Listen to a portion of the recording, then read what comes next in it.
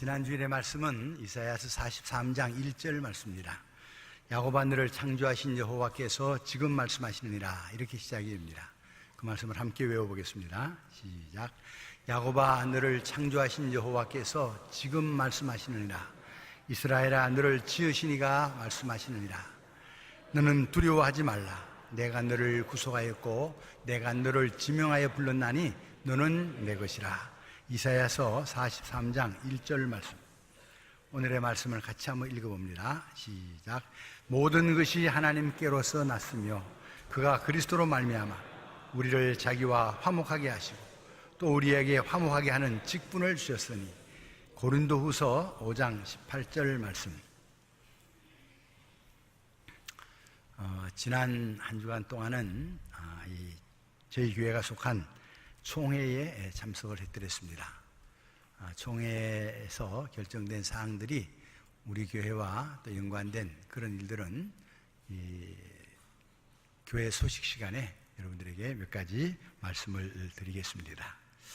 이번 총회의 주제는 주님 우리로 화해하게 하소서 하는 그런 주제입니다.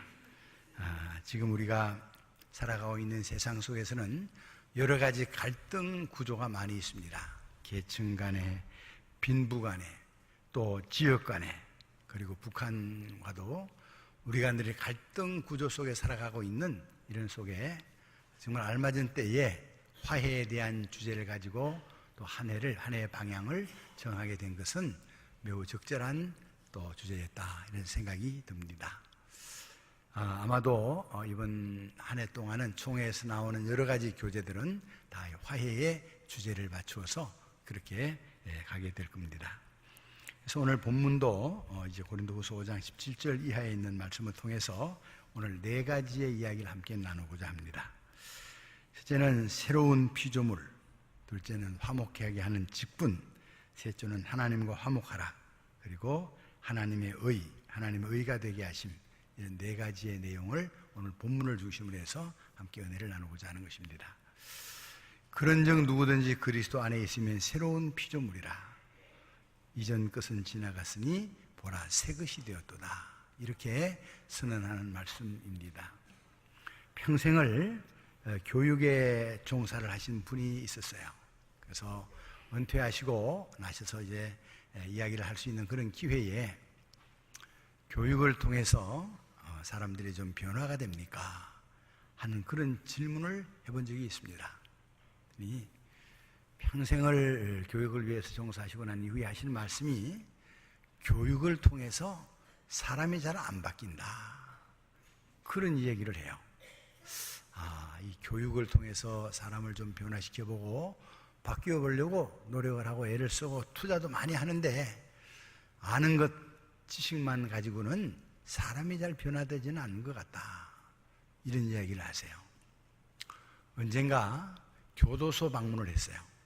교도소 들어간 입구에 새 사람이 되자, 그런 간판을 크게 써 붙여놨어요.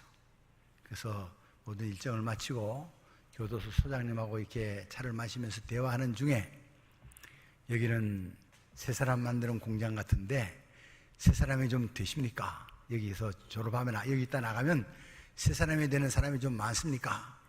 그래 물었더니 소장님이 웃어요. 그러면서 더 큰 기술을 안 배워가면 다행이죠, 그러더라고요. 그게 뭐냐면은 여기 와서 새 사람이 되려고 그렇게 교정하는 이제 훈련을 시키고 애를 많이 쓰는데 작은 기술을 가지고 도둑질하다 들어와가지고 큰 기술 배워가지고 간다는 거예요. 또 들어온다고 그 사람들이 그런 얘기를 해요. 그래서 벌을 주고도 교도소에서도 사람이 바뀌는 일이 쉽지가 않구나, 그런 생각을 했습니다. 아버지 학교나 어머니 학교를 통해서 보면요, 또 이제 그 어머니들을 만날 수 있는 기회가 있어요. 결혼 생활한 지 10년 된 사람, 20년 된 사람, 또 15년 된 사람 쭉 손들어 보라 그러면 손을 다 이렇게 듭니다. 그동안 남편들의 성품이나 습관을 좀 바꾸어 봤습니까? 물으면요, 웃어요. 안 바뀐대요. 그래 주로 어떻게 바꾸려고 그러냐? 주로 잔소리죠. 그래요. 잔소리를 해가지고 남편의 성품이나 습관이 20년 동안 잔소리를 해도 안 바뀐다, 그런 생각을 해요. 여러분, 인간이 가지고 있는 이런 이렇게 습관이나 이런 성품이나 이런 것들이 쉽게 바뀌어지지 않는 것을 봅니다. 어떤 사람은 변화되는 기대를 합니다. 결혼을 시켜보면 좀 낫겠지. 그래서 결혼을 시키는데도 그래도 변화가 없고요. 아들을 낳고 자식을 낳아보면 좀 달라지겠지. 뭐 그렇게 해도 자식이나 또 이게 뭘 해봐도 자녀를 가져봐도 그렇다고 이제 그럽니다. 여러분, 오늘 우리가 살아가고 있는 이 세상 속에서 개인의 성품이나 어떤 습관이 이렇게 바뀌어지는 일이 쉽지 않다고 그런 것입니다. 어떤 분들은 사람은 안 바뀌어, 그런 마음을 가지고 사는 사람도 있어요. 저는 사람은 바뀐다 하는 그런 믿음을 가지고 사는 사람입니다. 왜 그런 믿음을 가지고 사냐? 오늘 읽은 성경 말씀에 누구든지 그리스도 안에 있으면 새로운 피조물이라. 예수 그리스도 안에 들어오면 새로 지음을 받은 피조물이 되기 때문에 사람은 바뀐다 하는 그런 믿음을 가지고 삽니다. 죄인이 변화돼서 의롭게 되는 것이 예수님을 만나는 데서 일어나고요. 술이나 인터넷이나 여러 가지 좋지 않은 습관에 중독되어 있는 사람들이 예수님을 개인의 구주로 영접하고 만나면 그들의 삶이 변화되는 것을 여러 번 목격을 했기 때문입니다. 어떻게 보면 예수를 인격적으로 만나는 것이 그의 삶에 있어서 아주 소중하고 해답입니다. 우리의 자녀들이 어렸을 적에 하나님을 알고 또 하나님을 사랑하고 그를 섬기고 그래서 어렸을 때부터 인격적으로 예수님을 만나고 살아가면은 그 아이들이 자라고 나서도 성인이 돼도 효도할 줄도 알고 부모님을 공경할 줄도 알고 그런 아이들로 성장을 해서 이 사회에 큰 유익을 끼칠 뿐만 아니라 가정에도 부모님에게도 자랑스러운 아이들이 되는 것입니다. 그래서 우리가 누구든지 그리스도 안에 있으면 새로운 피조물이라. 사람이 이렇게 변화되고 바뀌고 변화되는 이런 일은 저들이 예수 그리스도를 인격적으로 만나는 일을 통해서 가능하다 하는 것입니다. 그래서 우리가 이 말씀을 통해서 우리는 희망을 가지는 것이 변화되지 않을 것 같은 사람도 예수님을 인격적으로 만나면 그렇게 변화가 된다는 것입니다. 성경에 사도 바울 같은 분은 예수님을 핍박하는 사람이었습니다. 그럼에도 불구하고 그분이 다메섹으로 가는 길에서 예수님을 만나고 난 이후에 예수님에게 귀하게 쓰임받는 그런 일꾼이 되고 변화되는 그런 모습들을 성경은 곳곳에서 가르쳐주고 있는 것입니다. 우리가 우리의 가족들 가운데나 또 우리의 자녀들 중에나 누군가가 저분이 정말 변화됐으면 좋겠다 그런 마음을 가지고 기대를 가지고 있으면요, 이제 우리가 가을에 하는 생명나무 잔치에 그분들을 잘 초청을 해서 어떻게든지 그분들이 예수님을 인격적으로 만나고 변화되는 그런 삶을 경험할 수 있는 그런 기회를 만들어 줄 수 있기를 바랍니다. 그리고 이제 두 번째 우리가 생각하는 것은 화목해 하는 직분입니다. 18절에 보면 모든 것이 하나님께로서 났으며 그가 그리스도로 말미암아 우리를 자기와 화목하게 하시고 우리에게 화목하게 하는 직분을 주셨으니, 이런 말씀을 하고 있습니다. 모든 것이 하나님께로서 났으며, 믿음을 가지고 살아가는 사람들은 이런 고백을 하며 삽니다. 신앙을 가지고 살아가는 사람들은 모든 것이 하나님께로부터 난 그것을 믿고 알고 있습니다. 그러나 우리가 할 수 있는 고백이 매주일 필요합니다. 하나님께서 주신 것이다, 하나님께로서 난 것이다 하는 것입니다. 종종 분쟁이 있는 곳은 어떤 생각을 하게 되냐면은 자기가 수고해서 이루는 것이라고 생각합니다. 자기가 애를 써서 만들어진 것이라고 생각합니다. 그래서 모든 일들이 내가 이렇게 애를 쓰고 이렇게 수고를 했는데, 그런 마음이 이 마음 가운데 가득하게 있습니다. 그러나 하나님을 섬기는 사람들은 모든 것이 하나님이 주신 선물이라, 그런 믿음을 가지게 됩니다. 그래서 이게 우리가 하나님이 주셨다 하는 그런 고백을 하며 살아가게 되는 겁니다. 이런 고백을 하며 살아가는 사람들은 보는 눈이 조금 달라집니다. 암을 이기는 7가지 건강관리라고 하는 책을 쓴 안도현 목사님이 그 책을 보내줬는데요. 그 책을 쭉 읽으면서 공통적인 몇 가지 습관 보니까 암 걸리는 사람들도 공통적인 습관이 있더라고요. 그게 뭐냐면은 열심히 사는 사람이에요. 자기 인생을 잠도 안 자고 일에 열중을 했든지 못했든지 아주 열심히 살던 사람들이 몸도 안 돌아보고 건강도 안 돌아보고 잠도 안 자고 먹는 것도 안 챙기고 그렇게 살다가 어느 날 갑자기 암에 걸렸다.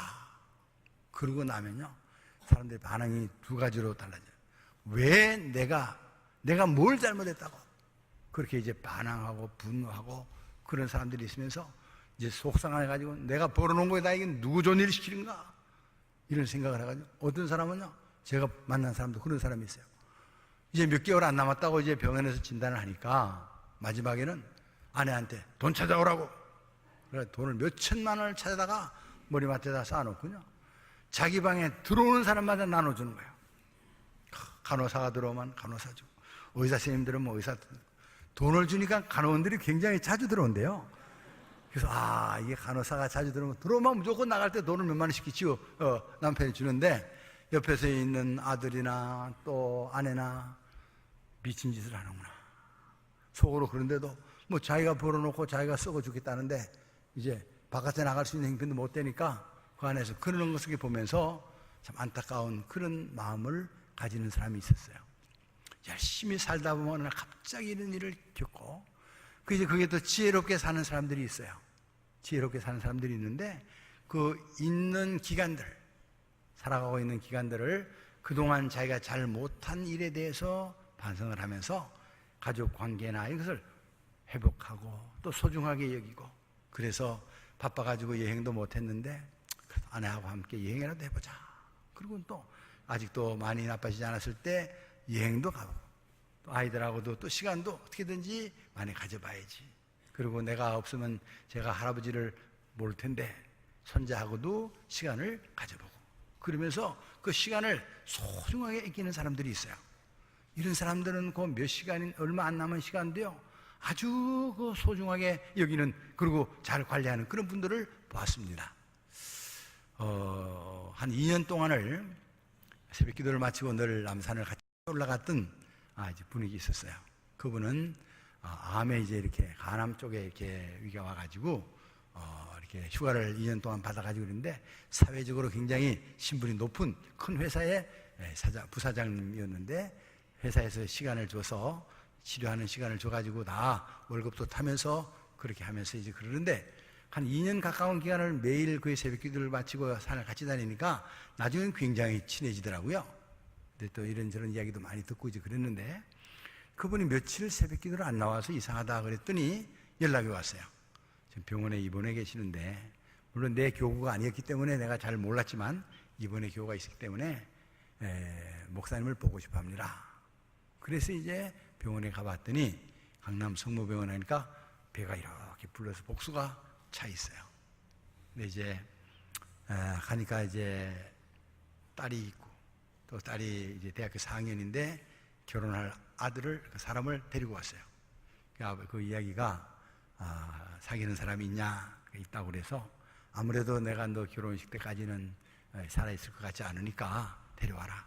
그래서 그래도 목사님 기도라도 한번 받고 그렇게 가는 게 좋겠다. 그러고는 저를 오라고 그래서 제가 이제 그 상황을 쭉 이야기해서 결혼할 사람이고 근데 이렇게 아이들 손잡고 결혼식에도 못 들어가고 병원에서 그 목사님 기도 한번 해주세요. 그러고 있는데 그 아버지 마음이 어떨까? 그런 생각을 하면서 이제 마음속으로 간절하게 기도하는 그런 시간을 가졌어요. 그리고 이제 뭐라고 그러는데 제가 잘 못 들었어요.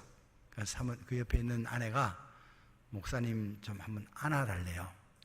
그래서 이제 제가 그 옆으로 돌아가가지고 이렇게 쫙 한번 이렇게 안아줬어요.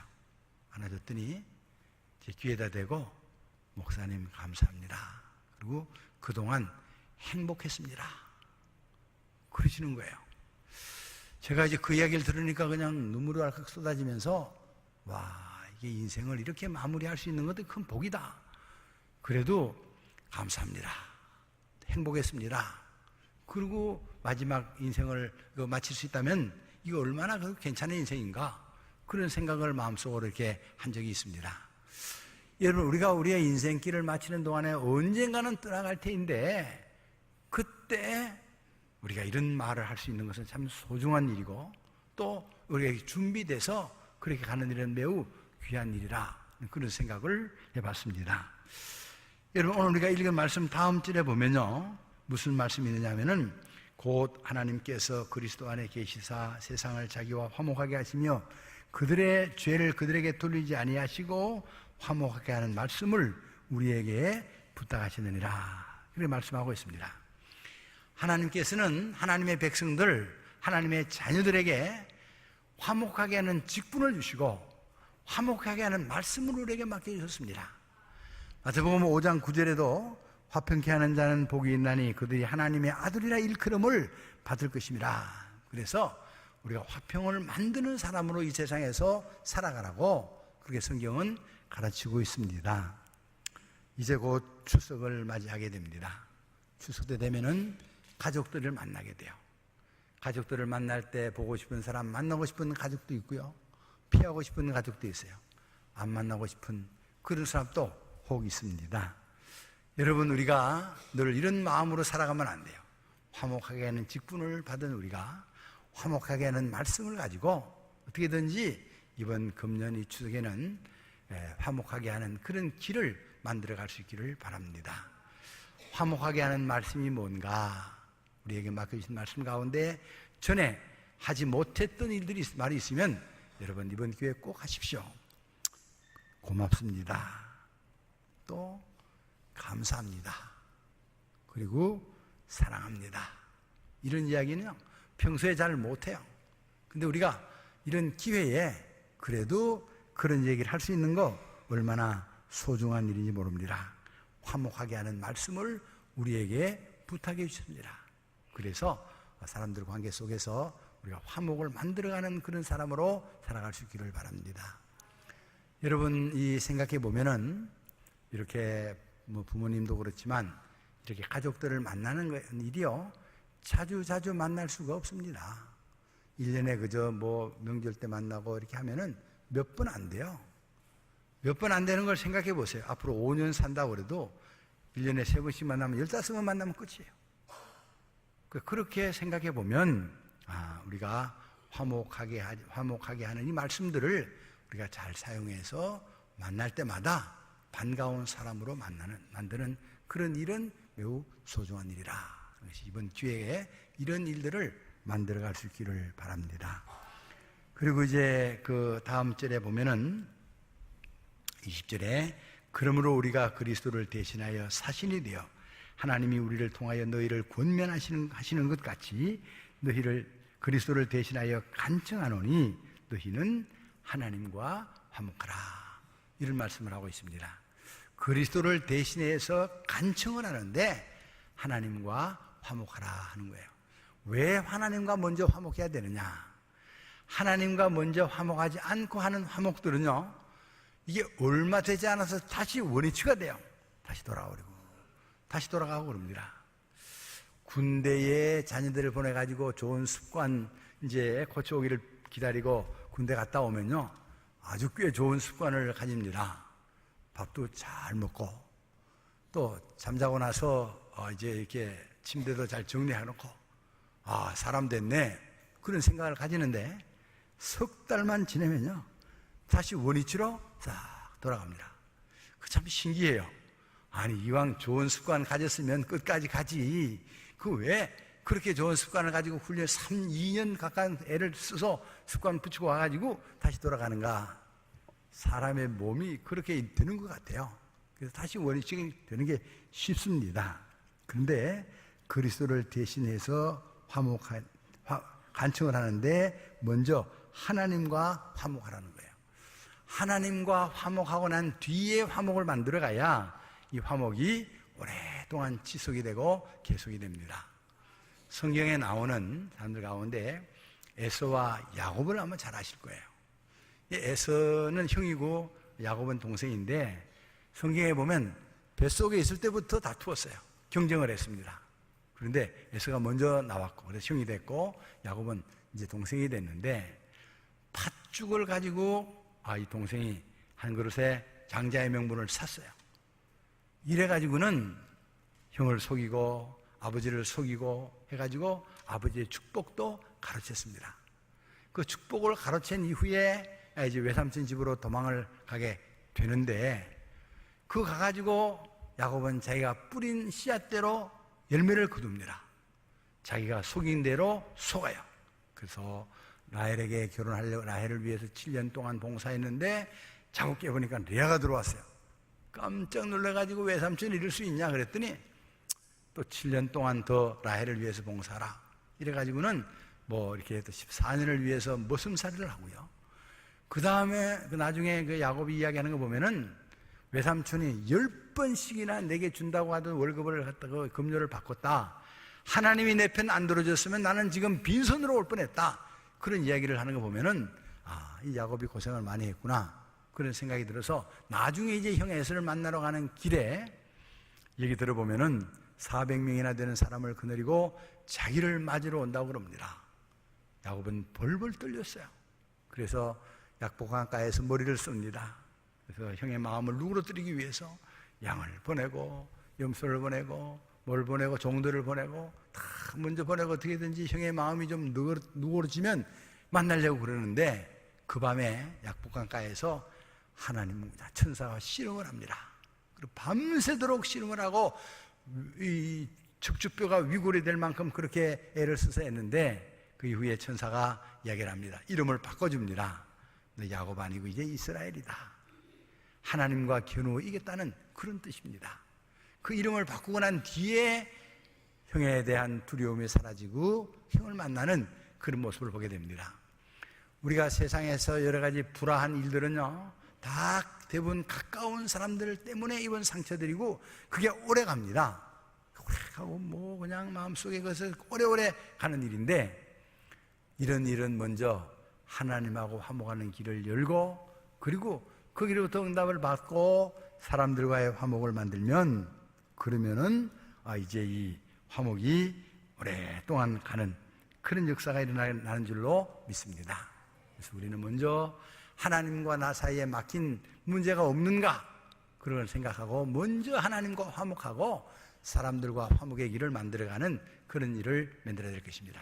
너희는 하나님과 화목하라 그렇게 말씀하고 있습니다.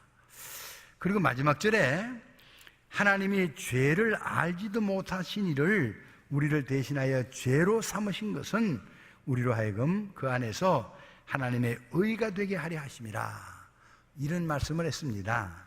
이것은 무슨 이야기냐면요 화목하는 방법이고 하나님이 화목을 만들어가는 그런 길이고 하나님이 의롭게 만드는 그런 길을 만드셨다 하는 것입니다. 예수님께서 죄를 알지도 못하신 그때에 그분이 십자가를 지고 그리고 우리를 하나님과 화목하는 그런 길을 만들어 놓았어요. 이 방법을 오늘도 우리에게 가르쳐주고 있는 그런 내용입니다. 여러 해 전에요 이 세미나에 참석을 했는데 그 세미나에 와서 이야기하는 분이 일본 분이셨어요. 일본 분이 자기는 하와이에서 태어난 일본인 3세입니다. 그렇게 소개를 하면서 이 일본 사람들이 한국 사람에게 얼마나 못된 짓을 많이 했는지 역사를 통해서 배우기도 했고 듣기도 했습니다. 자기는 그 못된 짓을 한 일본 사람의 후손입니다. 잘못했습니다. 용서해 주십시오. 그렇게 이야기를 하더니 그 잔디밭에 무릎을 딱 꿇고 앉아서 엎드리더니 펑펑 우는 거예요. 갑작스럽게 아니 이 사람이 일본 사람들의 잘못 조상들의 잘못을 용서해 달라고 그러면서 이렇게 펑펑 우는데 그 시간이 불과 5분도 채 안 되는 그 시간에 그게 참여하는 100여 명의 이제 한국 사람들이 다들 따라 울었어요. 펑펑 우는 거 따라 울고 그리고 이제 이 연세 드신 분이 가서 이렇게 세웠습니다. 당신이 뭘 잘못했냐? 당신이 뭘 잘못했냐? 그리고 이제 이렇게 세웠는데 그분이 하시는 사역이 바로 이 화해 사역을 하시는 그런 분이셨어요. 그래서 예수님께서 가신 그 십자가를 아무 죄 없는 사람이 대신 질 때 이런 이 일이 일어나는구나. 그러면서 우리가 마음속에 담고 있는 일본 사람에 대해서 그렇게 좋지 않았던 그런 감정들이 다 이렇게 사라지는 그런 모습들을 이렇게 보면서 하나님이 이루어놓은, 예수님께서 이루어놓은 그런 길을 그분이 따라가시는구나 하는 것을 보았습니다. 여러분, 오늘도 예수님께서는 어떻게 우리에게 화목하게 하시냐 하면요, 아무 죄 없는 사람이 그 죄에 대해서 책임을 지게 만들고, 그리고 그를 담당하게 만들어서 그 일로 하여금 이렇게 화목하는 길을 만들어 가십니다. 여러분, 우리가 이렇게 마음의 상처를 입은 사람들, 서로 안 보려고 하는 사람들을 보면요, 대체로 어떤 마음을 가지냐면, 네가 나한테 그럴 수가 있어? 그게 이제 이게 상처예요. 어째 네가 엄마한테, 네가 아버지한테 그렇게 할 수 있냐? 부모님이 입은 상처고요. 자녀들이 입은 상처는 아버지가 돼가지고 어머니가 되고 어떻게 우리에게 그렇게 할 수 있습니까? 그게 이제 입에 이 속에 있는 그런 상처들이에요. 여러분, 이게 이제 어떻게 용서할 수 있는가? 제가 가만히 생각해 봤어요. 그럴 수 있나? 그런데 이제 우리가 연습을 해봐야 돼요. 그럴 수도 있지. 이거 쉽지 않은 일인데요, 자꾸 연습을 해야 돼요. 그럴 수 있어. 그럴 수도 있지. 그런 마음을 가지고 자꾸 연습을 하고 가면, 보고 싶지 않은 사람들 속에서 또 만나면, 그럴 수 있지. 다 같이 한번 따라해 보세요. 그럴 수 있지. 그럴 수도 있어. 이런 마음으로 자꾸 자기를 다스리고 또 다스리고 또 다스리고, 그리고 그 말을 실천하면 깨어졌던 관계, 상처 입었던 관계들이 화목하게 돼서 하나님의 의를 이룰 수 있는, 그리스도의 의를 이루는 이런 길을 만들어가게 될 것입니다. 이번 명절이 화목해 하는 직분을 우리에게 맡기시고, 또 화목해 하는 방법도 가르쳐 주시고, 또 그 길을 열어주시는 그 길을 통해서 우리가 막혔던 걸 다 헐고 하나님의 자녀들답게 평화를 만들어가고 화목을 만들어가는 그런 소중한 명절이 되기를 주님의 이름으로 축원합니다. 아멘. 기도드리겠습니다. 생명의 주일이 되시는 전능하신 하나님 아버지, 오늘도 이렇게 아버지 전에 나와서 하나님 말씀을 마음속에 담습니다. 우리를 그리스도 안에서 새로운 피조물이 되게 하셨습니다. 그리고 화목하게 하는 직분을 맡겨주셨고, 그의 길을 우리에게 가르쳐 주셨습니다. 힘들고 어려워도 이 말씀을 순종할 수 있는 믿음을 주시고, 그리고 화목을 만들어가는 주의 종들이 다 되게 하여 주옵소서. 예수님 이름으로 기도드립니다. 아멘.